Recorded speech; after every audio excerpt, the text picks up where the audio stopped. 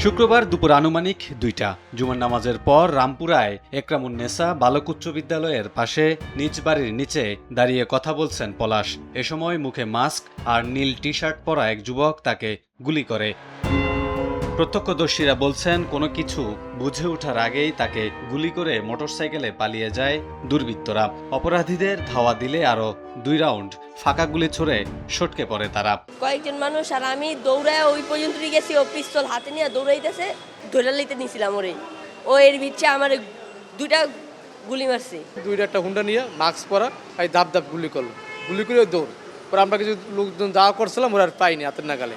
ঘটনাস্থল থেকে আলামত সংগ্রহ করেছে পুলিশের ক্রাইম সিন ইউনিট। পুলিশ জানায় দীর্ঘদিন জেল খেটে সম্প্রতি ছাড়া পেয়েছিলেন পলাশ। অভ্যন্তরীণ দ্বন্দ্বের কারণে এ ধরনের ঘটনা ঘটানো হতে পারে।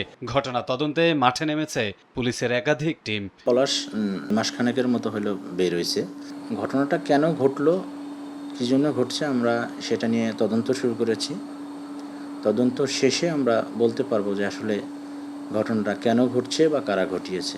ঘটনার সঙ্গে জড়িতদের দৃষ্টান্তমূলক শাস্তি দাবি করেছে পলাশের পরিবার। কারা কি করলো, কেন ঘটনা হইলো, এটা কিচ্ছু জানি না। যেই করছে যাতে শাস্তিটা পায়।